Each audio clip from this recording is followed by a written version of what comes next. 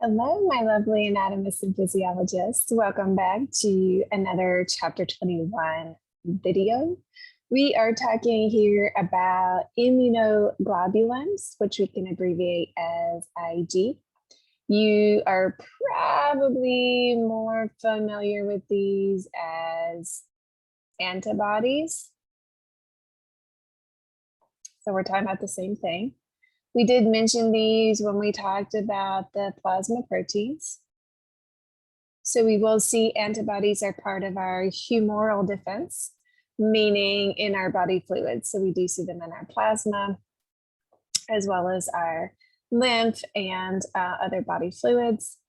We do see that they are produced and secreted by plasma cells, which we saw are produced as a result of B cell activation. So we are seeing them as being highly specific. So let's put that here, highly specific, part of our adaptive immunity. When we think about immunoglobulins, they're very often depicted as a Y-shaped structure. And what we see in this structure, and I have a diagram posted here from our OpenText textbook, is you have the lower portion, so some of the arm of the Y, about half of the arm of the Y, and then like the body of the Y is described as the constant region. And then at the very end of each arm of the Y, you have the variable region, and this is where you get your antigen binding site. And this then is where the specificity is going to come into play. This is where the specificity comes into play. Now, not all of your antibodies have this Y shape, so some are bigger than others. So you'll see that listed in OpenText text. That piece of information is not super important to me, so I've not really gone through that level of detail. When we talk about the immunoglobulin, we can also talk about it as a glycoprotein, which means you have a carbohydrate attached in with a protein. And so the protein component is, in large part what's given it that level of specificity. So this connects back into what we learned about proteins way back in chapter 2. So how are immunoglobulins, how are our antibodies important defense molecules? What are they doing? One of the things that they do is described as neutralization.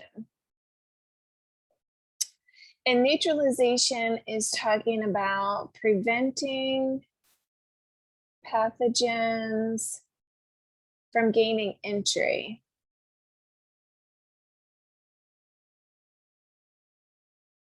And this could be to your body or to cells. So once it's entered the body, making it harder to enter cells. And one of the ways that it's doing this is because you get what's described as precipitation and agglutination. Where precipitation is talking about it's no longer floating through the fluid, instead it's like settling to the bottom. And then agglutination is talking about clumping. So essentially we create clumps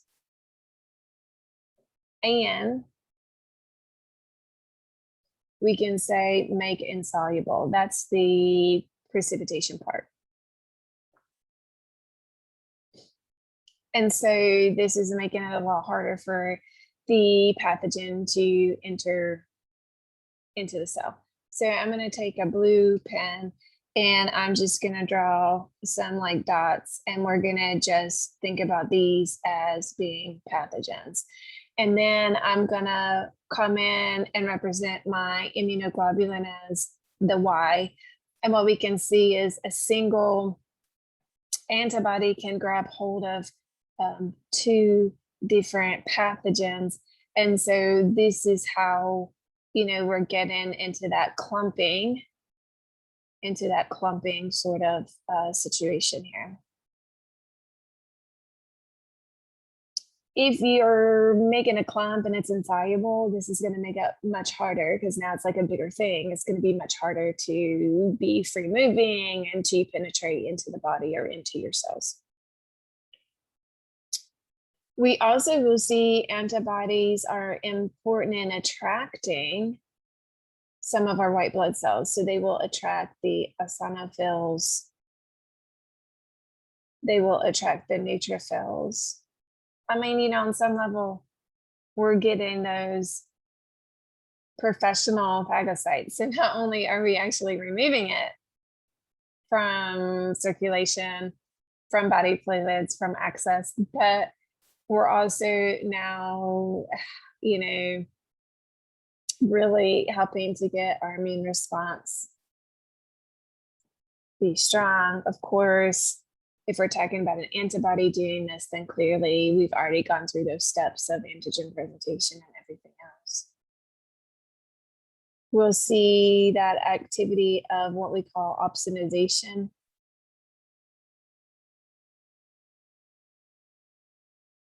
Remember, my student Joe called this like the salt and pepper.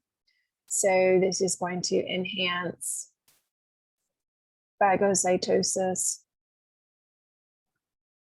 So again, we're really cleaning it up, moving it out of the body. When we talk about this neutralization, I'm going to write it up here. We can also talk about prevent adhesion. Adhesion is how those pathogens can like bind to your, kind of adhere into your cells and then move into the body. So this is like, if you're preventing adhesion, the pathogen can't enter the body.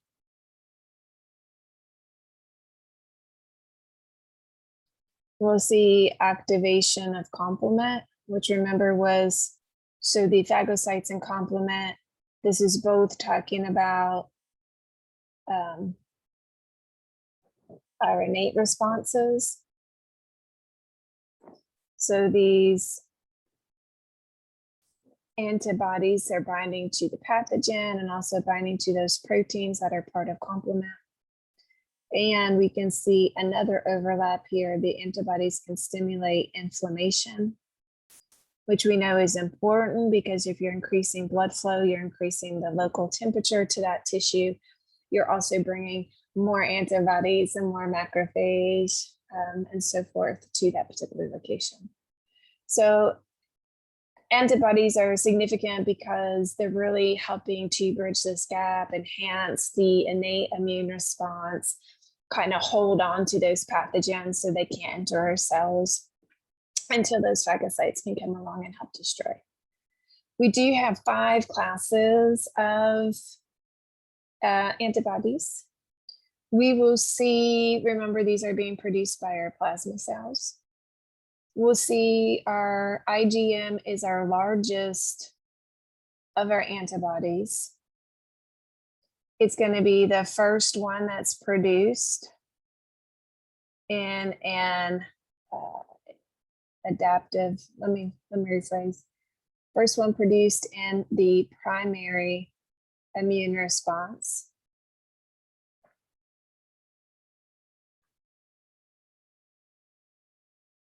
This one is excellent.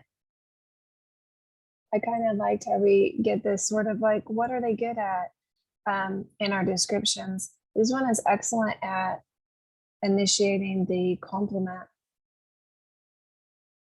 system. And I've read some resources that say we can sort of think of the IgM as the first draft. So it's the first one that's released in the primary immune response.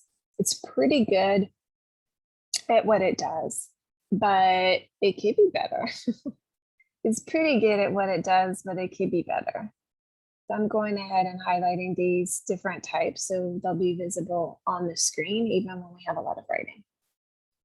So if I say that the IgM is sort of like that rough draft where it's pretty good at what it does, but it could be better, the IgG is like the final, I'm going to put that in quotations, final draft So what we'll see is initially first exposure, IgM levels are high, and then IgG levels really take over.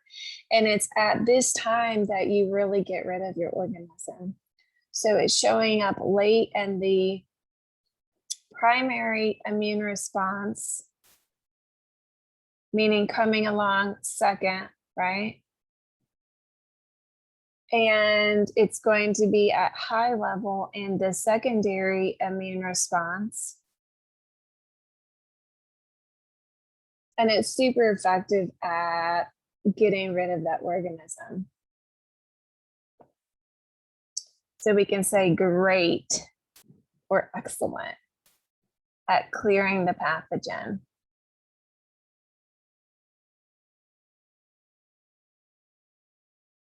Now this one is small, and so it can cross the placenta.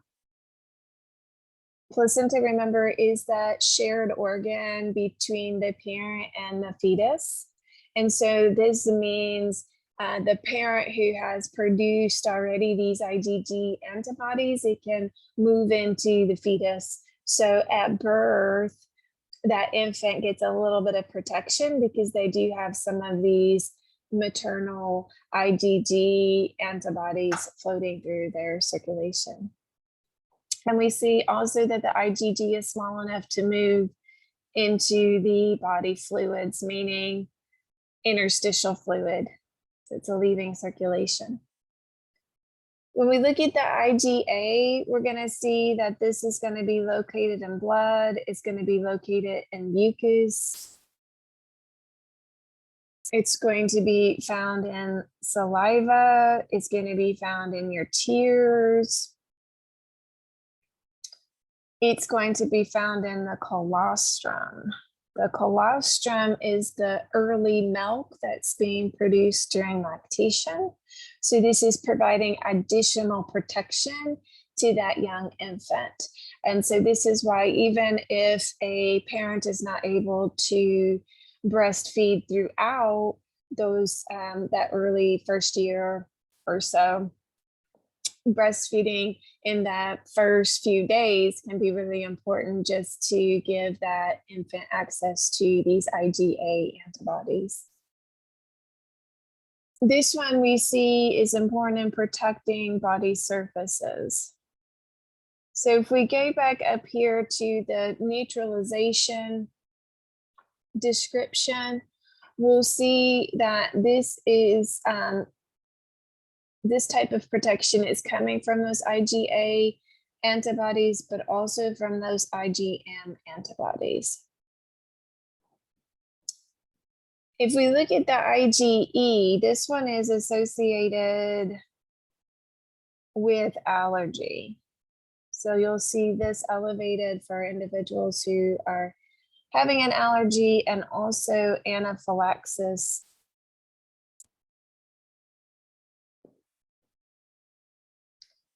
This one is going to bind to mast cells, and we've seen mast cells as being important in triggering inflammation. And so the thing that's important here is it's going to make the mast cell response. So I'm going to say be specific. I'm going to say it's going to make inflammation be specific.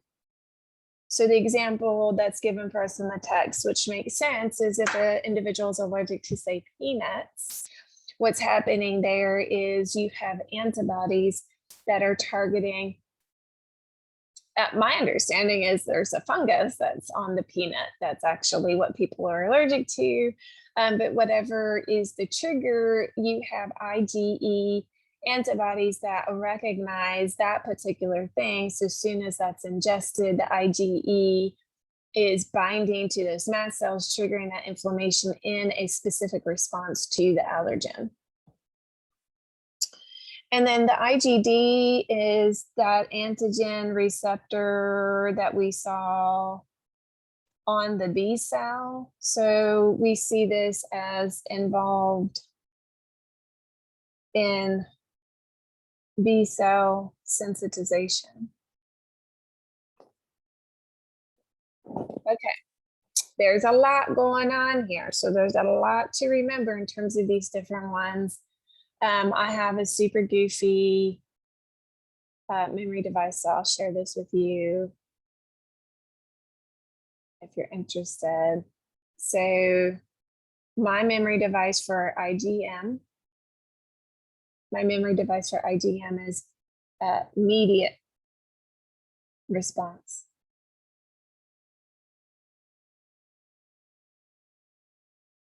Immediate response. My memory device for IgG is get out. Because remember, this is the most effective at clearing the body of pathogens. My memory device for IgA is plan A.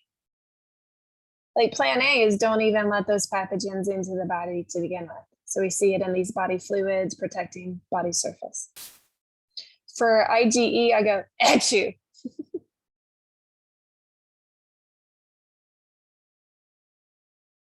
Because I'm thinking allergy.